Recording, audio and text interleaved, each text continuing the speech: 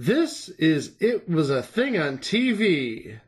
Spoiler number one is Dr. Lee Franz. It stinks. What is going on? What is going on? Episode 73, Submission 804.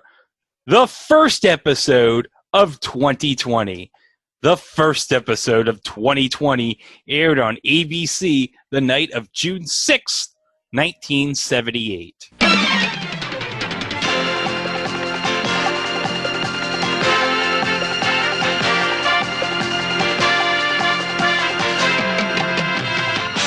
Dave Marriage, Sander Van Oker, Sylvia Chase, Dr. Carl Sagan, Thomas Hogan, Geraldo Rivera, Harold Hayes, and Robert Hughes. I'm Hayes. And I'm Hughes. So why are we talking about the first episode of 2020? Well, you should know that this was not the episode that we were going to do, but unfortunately, a couple days ago, we lost Hugh Downs at the ripe old age of 99. We should be so lucky to live so long and rich a life there. But he didn't come till episode 2, because episode 1 of 2020 was a far different animal. And when we say it was a far different animal, that is like understatement of the year, because this show, as it is right now, was not the show as originally intended.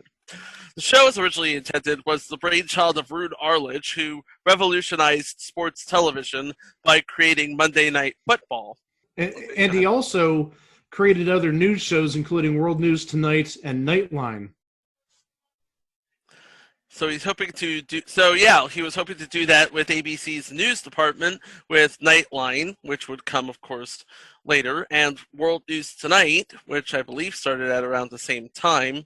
It was a replacement for another news program. But 2020 was supposed to be his jewel. And, you know, nowadays you look at 2020 as, I guess, second banana to 60 Minutes in the television news cycle sort of thing.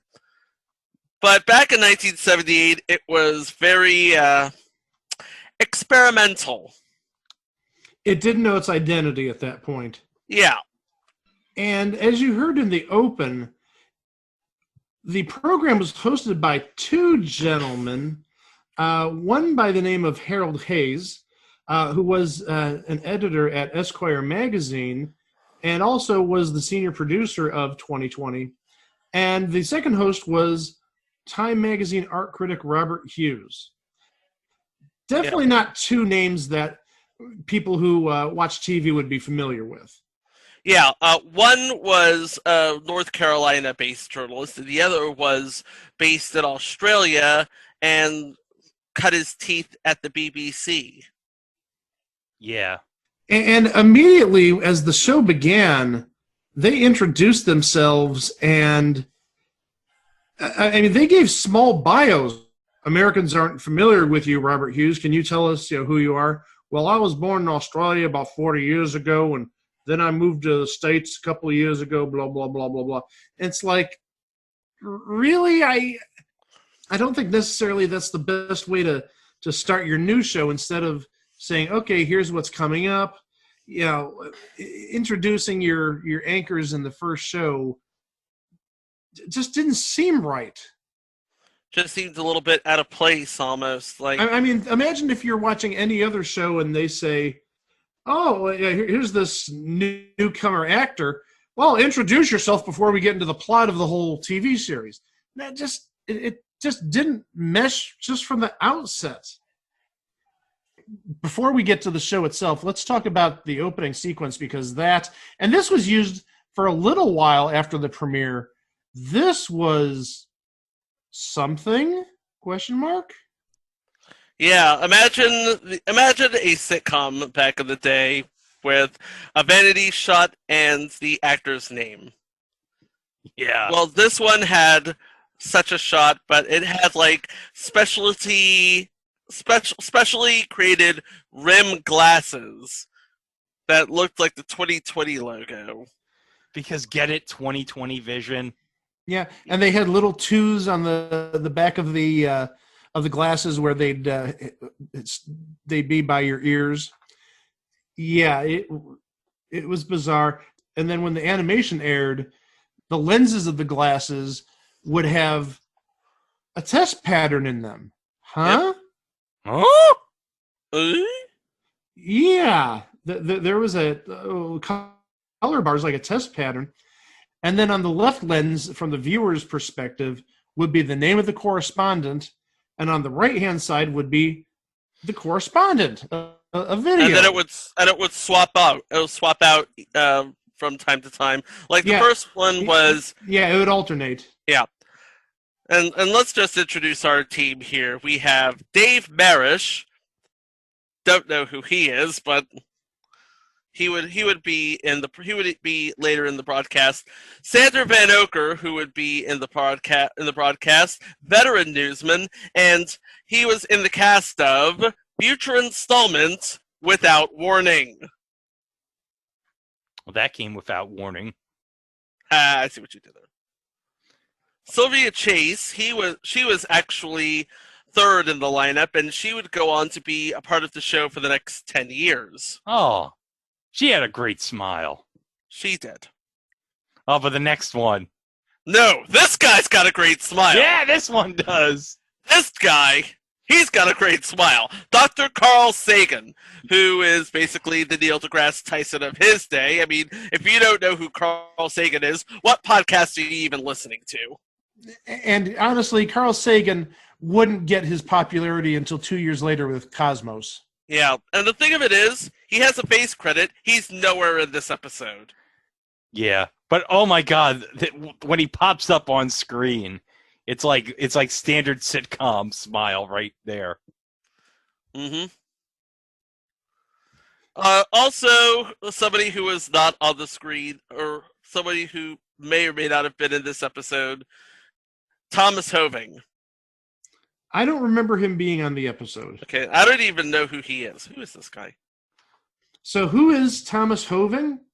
Yeah. He was the director of the Metropolitan Museum of Art from 1967 to 1977. So not exactly a television anchor type. Well, it says on Wiki he was on the arts correspondent on 2020 till 1984. Okay, so he would be on the show for a while. Okay, Yeah. You know what?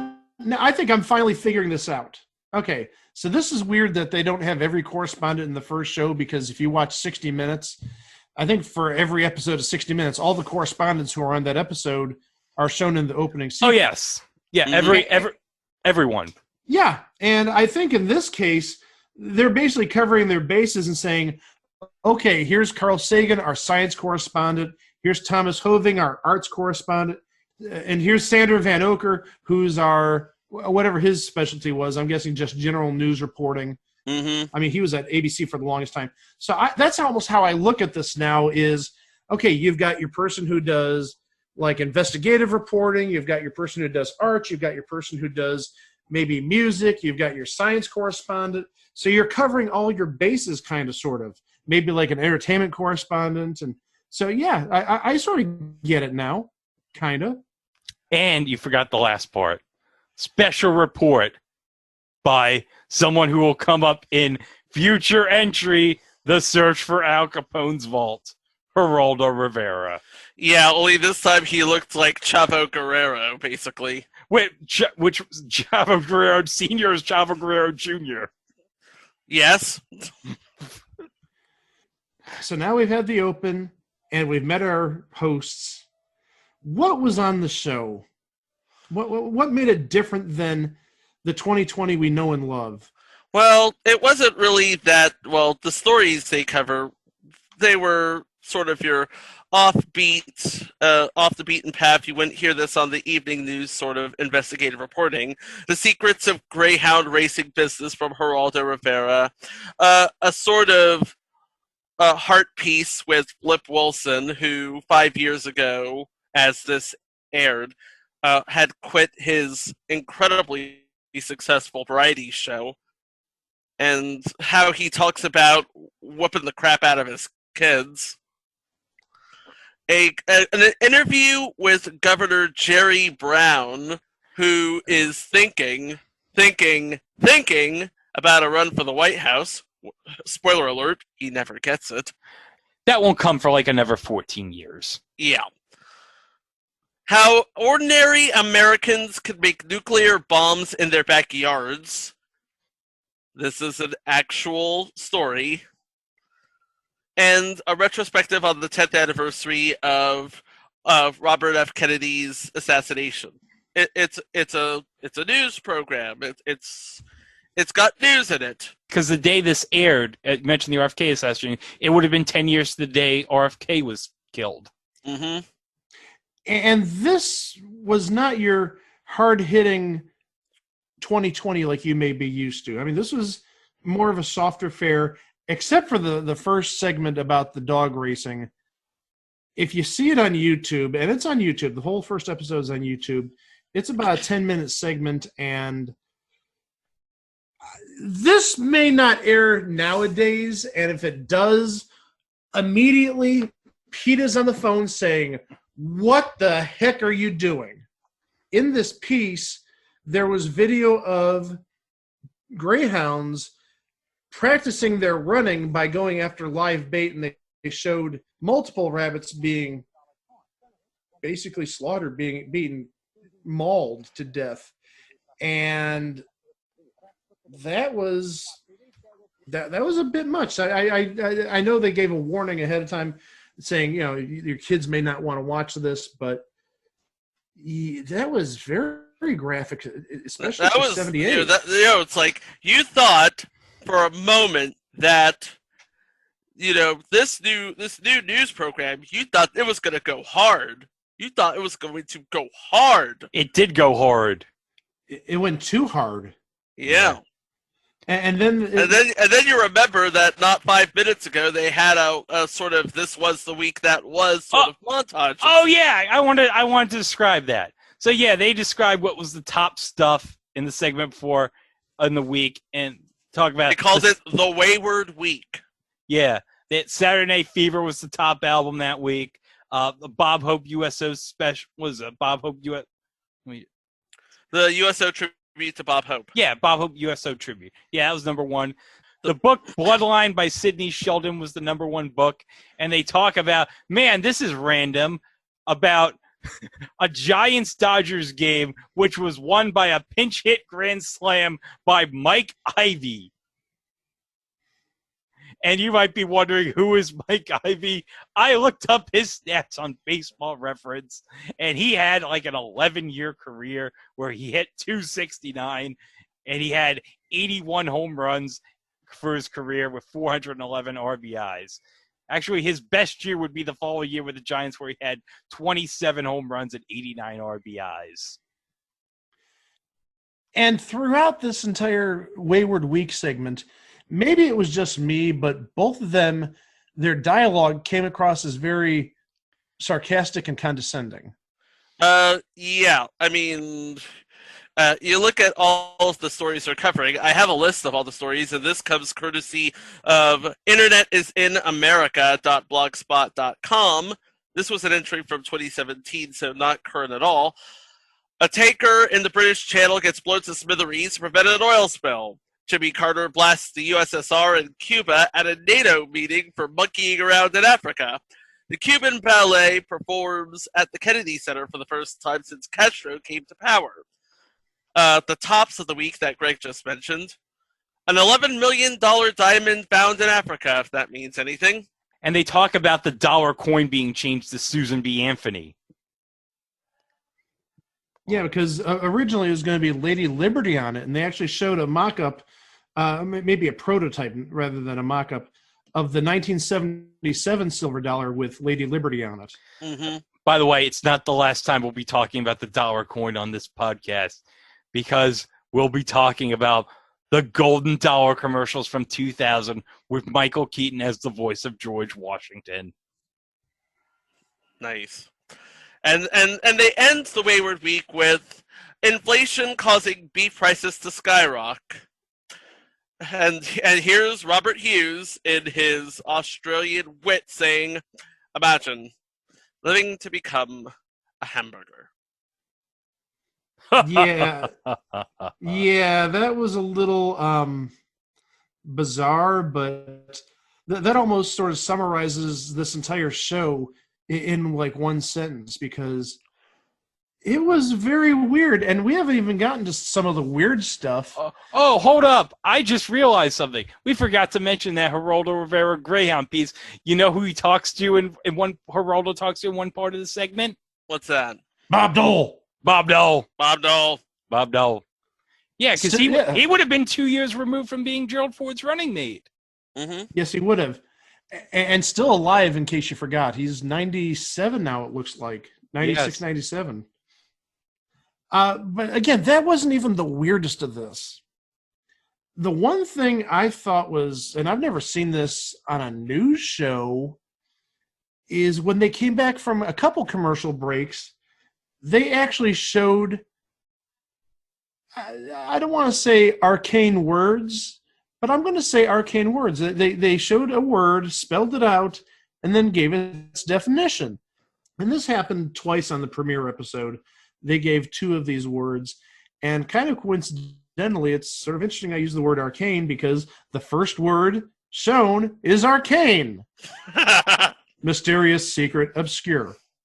Right now, 2020 is educational, informational, investigative when it's talking about the dog racing. Then we get to the human interest piece, kind of sort of about Flip Wilson, who left show business 5 years ago after a divorce and getting 3 of his 4 children. Yeah. And so we're going all over the place. We go from the hard-hitting Greyhound racing investigation to Flip Wilson 5 years after he left show business. But of course, he returned later because he will show up in future installment People Are Funny from 1984. Oh, yeah. Another future installment, Charlie and Company. Yeah, exactly. You're right. Oh, yeah. Also featuring a pre-Urkel Jaleel White. Yep. And then the late great Christoph St. John. Yeah. And then we get back to, well, we get another word after the second commercial. Exegesis, critical explanation or interpretation is the meaning of that word. Okay. All right, but hold up. We got to talk about an ad before we get to the next segment. They have a promo for the 1978 Daytime Emmy Awards, and who is narrating it? Ernie Anderson? Yes. Oh, yes. And Richard Dawson is hosting it, by the way. So, yeah, you know it's going to be great. Yeah. But also, okay, there's a follow-up for a segment, a show coming up on ABC that Ernie narrates. And this is amazing. It's hosted by Hal Linden, and it's called Are You a Missing Heir? This was the forerunner to the every so often the news will do a story on, do you have unclaimed property? As they do in conjunction with your state or municipality's missing claims office. By the way, I did look into one of those things, and I had $500 one time. Me and Mike, we searched. It is not on YouTube. It's not on Daily Motion. So this show, Are You a Missing Heir? If we can somehow get a copy of this, we'll have it on the list. This is going to be up there with the American Pilot of Sailor Moon, basically. Oh, it's up there on the Holy Grails. It's up there with any episode of Mr. Smith. It's up there with the 4 episodes of Second Chance that aren't on YouTube. It's up there with Legwork with Margaret Colin. It's up there on our show, Holy Grails. So we get back to the show, and a second word is shown, exegesis, and the definition of that is a critical explanation or interpretation. But then we get into the story about a 22-year-old who is creating or is trying to create nuclear bombs at home. Yeah, I've seen a picture of this 22-year-old. He has Geraldo's mustache and what looks to be the beginnings of a comb-over. He's 22. And, before the segment, Do you know what they play clips of? Future installment, The Amazing Spider-Man. With Nicholas Hammond as With Peter Nicholas Parker. Hammond. We'll cover that whenever the third MCU Spider-Man movie comes out. And he just looks a little creepy. A little creepy. Just a little creepy. Wait, Nicholas Hammond looks creepy? Oh, you're talking about the other guy. No, I'm the talking- guy know who built that. a I get- non-work. No, he said it was a nuclear bomb. It didn't work. It didn't work. Yeah, so that was a thing. But we haven't even gotten to the weird part yet. Oh, my God. Oh. Well, next, as we said, was a profile on Jerry Brown, the then governor of California, who was considering running for Yeah. presidency. Yeah, Jerry Brown, the then governor and future governor of California. Yeah, Yeah. I mean, he's been around California politics at this point for like 35, 40 years. And his Yeah. daughter was on American Idol. What? His daughter was a contestant on American Idol.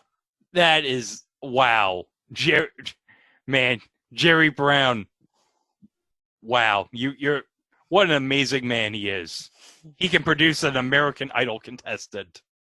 Yeah, she didn't make it out of the top 16, by the way. Oh, well, that's a shame. Well, and also at the same time, people who created American Idol stars, please remember, Greg, former New York Giants player Felipe Sparks created Jordan, Who went all the way. who is an American Idol, didn't get booted Oh, off yeah. at any point. Oh, yeah, and a great national anthem singer. Oh, totally. Yeah. So there's a commercial break after the profile of Jerry Brown, and the two hosts actually speak to Jerry Brown, and I thought this was super corny. Are you talking about the whole, it looks sort of like a green screen sort of thing? It sort of looks like a green screen, but they drop the screen against a wall background. Oh. And to start with, you don't even see the faces of the two anchors. They're sort of like, it's the back of their heads. I almost sort of get the feeling I'm watching like Siskel and Ebert. Oh, when Because they're remember at when the they'd show the start of the movie? Yes. Or the start of the review, you'd see the back of their heads. That's how this came across to me. And it just doesn't seem professional. Well, you have to remember, this is 1978 technology they're working Well, on. I understand it's 1978 technology, but it just doesn't seem terribly professional. A news show, what you could do is you could have had one camera focused on the two anchors and another camera focused on Jerry Brown, and you could have done that just like we have nowadays. In 1978 would have been, contemporary technology, but it would look rudimentary in 2020. But it just looked really weird, and then sometimes they actually show the faces of the anchors asking questions to Jerry Brown, and I mean this may have been new-ish technology at the time, because I don't think live broadcasts were necessarily a new. Oh, no. Live broadcasts were not new at all. I mean, I they don't had think time live to broadcasts like this, sweeten live this up. interviews. They had Yeah, time to I mean, sweeten it. this definitely And I'll wasn't live. Yeah, I'll tell you right now, they could have edited out the less flattering bits, because when they did do the interview, it ran a total of an astonishing 4 minutes. 4 minutes. 4 minutes. Yeah. And again, it just felt very hokey. Some of the reactions, some of the banter that between the two hosts. But that wasn't even the weird part of the show. Because I'm gonna tell you. Let me tell you right now. His father, Jerry Brown's father, his advice was not to run against Carter, and Jerry Brown says, I think that's a good idea. Not running against Carter. Well, Which segues into... Well, I was going to say, before we segue into that, maybe running against Carter after 78 would have been a good thing, because really, 79 was not a good year for Carter between 3 Mile Island and gas prices and the hostage situation. 79 was not the best year for Carter, so No. maybe if he stuck in there, it might work, but enough about my political commentary. But yeah, the Jerry Brown interview then segued to. This is something you definitely wouldn't see on 2020 nowadays. No. There was a Claymation segment. It was maybe about 2 minutes long, with a Claymation Jimmy Carter lip syncing Ray Charles's "Georgia on My Mind." Now, first off, the animation of Jimmy Carter is anything but flattering. The big lips, the droopy jowls. It looks like something out of the California Raisins. It probably was made by Will Vinton, for all we know. I'll take a look at the credits at the end. But it got really weird because he was kissing the moon at one point. The moon grabbed him and he kissed the moon. And then at the end, he was dancing with the state of Georgia. It was out of place, to say the least. Very weird. Yeah. And then we go from the weird to the reflective, because we get the segment on the 10th anniversary of Robert F. Kennedy's assassination. So now we've gone from like a big interview at the time to absurdity to here's a memorial of somebody beloved who was assassinated 10 years ago today. Everything about this is a friggin' train wreck. And then to make it worse, at the end of the show, again, more awkward banter between the hosts. But then the way it closes, they do the credit roll, but then after the credit roll, hey, it's more Claymation. It's now a Walter Cronkite animation saying, and that's the way it is. And then Walter Cronkite, he folds up a piece of paper into a paper airplane and throws it. What? Huh? No, I mean, that doesn't make much sense. That's just, I don't get it. No, I don't get it either. This is such a bizarre show, this first episode of 2020. Yeah, it was. And we're going to talk about some of the reviews in a minute. The Claymation segment conceived by Robert Grossman, Craig Whitaker, and James Picker. So okay, so it was not a Will Vinton Claymation. Nope. Oh, now I'm just disappointed. Well, you should be disappointed with the entirety of the show, because I am disappointed with the entirety of the show. No, I was very happy with the "Are You a Missing Air" commercial. You know what I was happy with? Gunther Gable Williams talking American Express with his Oh yeah. Yes! We're having more fun talking about the commercials than we were about the show. Talking about, the Gunther Gable Williams commercial for American Express with the tiger, and talking about Are You a Missing Air commercial. And then even there's a commercial for soap, because at that point, soap was airing in late nights at some point. This was before Nightline and Jimmy Kimmel. Yeah, if you look, it is right in the last commercial break.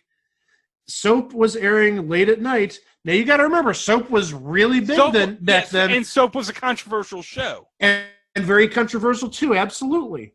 Yeah, so they were airing, I think, season-old reruns in late night. Yeah, because I mean it premiered in '77, so at that point, and Nightline didn't premiere until the hostage crisis. Right, until '79. Yeah, but the reviews. Oh boy, here we go. Yeah, you knew changes were afoot after some of these reviews came in. Oh God, Mike, do you have the reviews in front of you? I have a number of them. Yes. Okay. I'm so excited to see these reviews. So am I. The New York Times described the show as dizzyingly absurd, which I understand. Again, there was really no consistency to the show. It wasn't a serious show. It wasn't a comedic show. It was a little bit of both. And the thing is, you had different segments that sort of contrasted each other. You didn't have hard-hitting and then maybe lighter fare or a little lighter fare, and then maybe like super light, fluffy fare. No, you went from the dog racing expose to let's talk to Flip Wilson. Oh, and here's the definition of word as we come back from break. And then we go to another weird segment about the guy who tried creating a nuclear bomb. So I could definitely understand dizzyingly absurd. And then we have the whole animation with Jerry Brown, and then we come back and we go to a very sentimental remembrance of Robert Kennedy. That just, I mean, the timing and everything just didn't make any sense. You went from serious to goofy, back to serious, back to goofy, and then you had awkward dialogue between the two hosts, and it was just an absolute mess. Well, it was ironic that the New York Times described it as, what did you say it was? Dizzyingly absurd. Well, that ironically describes the New York Times in the year 2020. Ha. Also, the Washington Post, they were a little more straightforward instead of saying just dizzyingly absurd. 2020 was the trashiest stab at candy cane journalism yet. Damn, and this was with Geraldo Rivera on staff. Ooh. Yeah. And Rune Arledge, in his autobiography, said that probably the most embarrassing part of the initial program was the segments involving Jimmy Carter singing George on My Mind and Walter Cronkite in the close of the show. Because, again, that's not really news-ish. I mean, that's almost like something you'd see on Saturday Night Live at that point. Just very bizarre. But, guys, after these reviews and after seeing how the show was, there were changes made, and they were made immediately. Yeah, I believe everybody was fired like 3 seconds after the Claymation segment aired. Harold Hayes and Robert Hughes were gone, as was the original executive producer, a gentleman named Bob Shanks. And then for the following week's show, Hugh Downs came aboard, and the rest is history. Now, we don't have access to the second episode. That's not online or to be seen anywhere. But in the first episode, they mentioned that there would be a second part to the piece about building a nuclear bomb, about the possibility of civilians being able to build their own nuclear bombs. With all these changes, I wonder if they ever even showed the second half of that. That's a good question. If anybody knows, why don't they drop a line off here at the station? Contact that it was a thing on TV.com. Also, I think at that point, if you're talking about the hypotheticals of making a nuclear bomb, I mean, how is that almost not right up Carl Sagan's alley? I know he was more astronomy than nuclear science, but still, it's still in the same family, the scientific family. Yeah, why couldn't you have gotten him on that segment? It'd make perfect sense. Yeah, considering, and he does know something about nuclear weapons because he is featured on the panel of the ABC News Viewpoint in '83 after that aired after the day after. So he knows a little something about nuclear weapons. Yeah.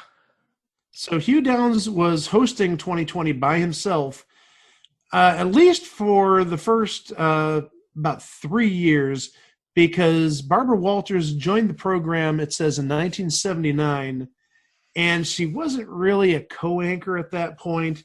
She was more of a special contributor. Yeah, because wasn't she co-hosting the network news with Harry Reasoner? I think so, yeah. I believe, because, yes, she was lured away from NBC around 76, I believe, and she got paid. So it's almost like we go back to the Letterman pay or play thing. She got paid, so she played. And actually, she wouldn't become a co-anchor with Hugh Downs actually until 1984. So apparently Downs was the true host, the only host, if you will, until for a good 6 years, until 84. And then Barbara Walters was officially named the co-anchor at that point. And remember, they did work together at NBC on the Today Show. They did, yes. Wow. I mean, it's just so weird watching this show and comparing it to what you'd see even back in like the 90s and 80s. There were some very hard-hitting episodes back in the day. about, let's say, controversial and non-popular topics that aren't necessarily taboo per se, but just stuff that you wouldn't necessarily see on the nightly news. Yeah, it was a very informative show because I'd watch a couple episodes of 2020 after TGIF. Oh yeah, the early 90s. It was like, oh, Hugh and Before I go to bed, I want to see what Hugh and Barbara are reporting on. as one does, obviously. Yeah, Barbara Walters. She was like the friendly grandmother at 10 o'clock. Telling you, okay, this is everything that happened in the world this week. It's time to go to bed now. But it's Friday and I want to stay up. The Smurfs are airing tomorrow morning. Good night. At this point, 2020 would have been airing on Thursdays. Thursday nights, Yeah. yes. Yes. And actually, I think this first episode aired on a Tuesday, if I remember correctly. Yes, it did. Yes, it did. Yeah. Okay, yeah. It makes sense. I do like how Robert Hughes signed off. Yeah, he was Oh, great. that, no, I see. I thought that was bizarre. Courage. Okay, I'll just say, courage. We're all in it together. And somewhere Dan Rather was watching and thinking, you know what? That sounds like a good word to use one day. Courage. Well, I don't know how many people were in it together since they didn't make it to the next week. No. Mm-mm. So this episode, of course, nowadays 2020 is part of the vanguard of televised, hard-hitting investigative journalism that 60 Minutes continues to be the go-to for.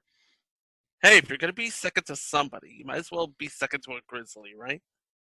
Well, technically, wouldn't it be like third, considering like Dateline's kind of the number 2? Well, Dateline hasn't been around as much as 2020 has. Okay. But I mean, Dateline does have Keith Morrison. Yes. And that awesome haircut of his. Ah. Yeah. But in June of 1978, it was a thing with Jimmy Carter as a claymation. Indeed. But you don't have to be animated to go to our website, itwasathingontv.com, or follow all of our socials at It Was a Thing on TV, or if you are on the Place to Be Nation Pop feed, you can listen to all of last week's shows, Go and the UWF. UWF and Go will be up on Wednesday. And by the way, guys, you might want to check in because we have, I believe, at least 1 or 2 segments that are going to be in the UWF Place to Be Nation cut that you want to check out. So Bonus things. yes. Big thanks to my compatriots Mike and Greg, as always. Next time, Mike, we're going into your field of expertise again. Well, I think it's collectively all of our fields of expertise, but Yeah, but you were around for it. No, because he would have been like, what, a month old by the time of the last episode? thank you. What the heck? Okay, I was a little older than a month old, but not a lot older than a month old. Well, there you go. We're dipping our toes in the game show pool again. Yeah. We're gonna let you wonder on that. So until then, I will simply say, in honor of the late great Hugh Downs, we're in touch, so you be in touch. Row! And that's the way it is. Tuesday, June 6th, 1978.